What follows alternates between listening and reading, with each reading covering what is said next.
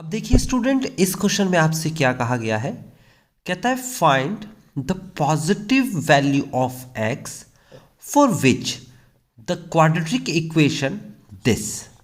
देखो यहां पर एक क्वाड्रेटिक इक्वेशन दे रखी है और आपको इसमें k की वैल्यू पूछ रहा है और वो भी पॉजिटिव वैल्यू पूछ रहा है। ओके, यहां पर आगे क्या कहता है, and the quadratic equation this, और एक दूसरी क्वाड्रेटिक इक्वेशन भी दे रखी है।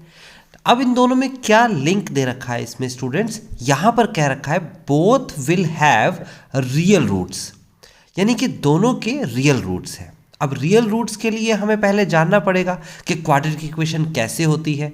देखिए मैंने आपको बताया था कि अगर कोई क्वाड्रेटिक इक्वेशन आपको दे रखी हो like ax² plus bx plus c equal to 0, अगर ऐसे कोई क्वाड्रेटिक इक्वेशन दे रखी है तो आप सबसे पहले d निकालते हैं। d means b² minus 4ac, और रियल रूट की जब हम बात करते हैं रियल रूट्स, तो रियल रूट्स में d greater than equal to 0 के होता है। ये बात आपको ध्यान रखनी होगी। अब हम एक एक करके करते हैं। सबसे पहले हम पहली क्वाड्रेटिक इक्वेशन लिखते हैं और वो है x² प्लस kx प्लस का 64 इक्वल टू 0। यहां पर अगर मैं a देखता हूं, कंपेयर करिए, इस वाली इक्वेशन से कंपेयर करिए स्टूडेंट जरा, है ना। x² का कॉफिशिएंट क्या दे रखा है 1, जहां कुछ नहीं लिखा हुआ वहां 1 माना जाएगा। उसके बाद b इज इक्वल टू दे रखा है k और c इज इक्वल टू दे रखा है 64।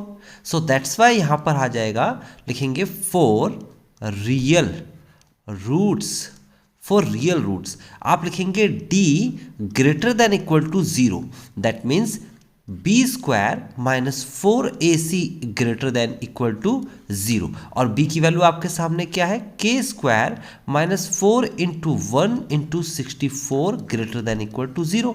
राइट साइड में लेके जाएंगे इसे तो आ जाएगा k² is equal to 4 not is equal to, this is greater than equal to. Okay, तो यहां पर लिखिए greater than equal to, right side में लेके जाएंगे तो 4 4 16 का 6 1 आ जाएगा आपके पास, और यहां पर जाएगा 24 प्लस 1 25, देन 256 आया। कितना आया 256। अब यहां बहुत सिंपल है, अगर मैं लिखता हूं तो k² greater than equal to 256 का मतलब होता है 16 का स्क्वायर।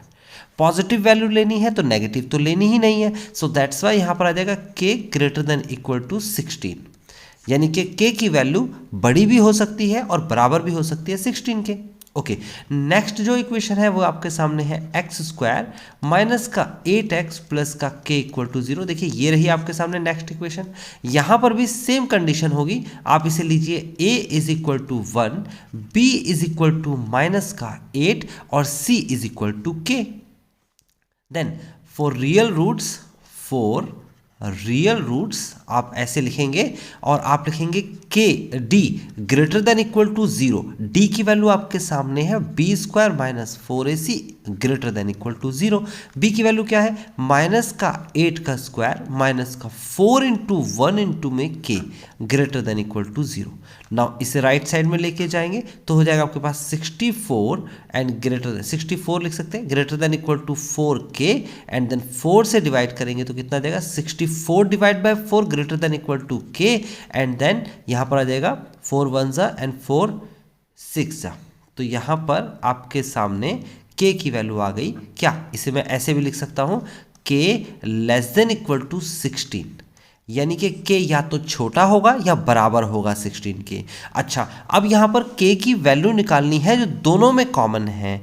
एक इक्वेशन को सेटिस्फाई करेगा जब k की वैल्यू या तो छोटी होगी या बराबर होगी 16 के, दूसरी इक्वेशन को सेटिस्फाई करेगा जब k की वैल्यू होगी बराबर या फिर बड़ी 16 से। तो इसका मतलब यह हुआ कि k की वैल्यू इन दोनों से कंपेयर करके, फॉर दिस एंड दिस, इन दोनों से कंपेयर करके ये वैल्यू बताती है कि k की वैल्यू या तो 16 होगी या 16 से बड़ी होगी, 17 18 एंड सो ऑन टू। ये वैल्यू आपको बताती है कि या तो 16 होगी या 16 से छोटी वैल्यू होगी, 15 या 14 या समथिंग। तो आप देखोगे k की कौन सी कॉमन वैल्यू जो दोनों में एक जैसी है, और वो है 16। तो 16 इसका करेक्ट आंसर है। ओके स्टूडेंट्स, अब चलते हैं हम नेक्स्ट क्वेश्चन पे।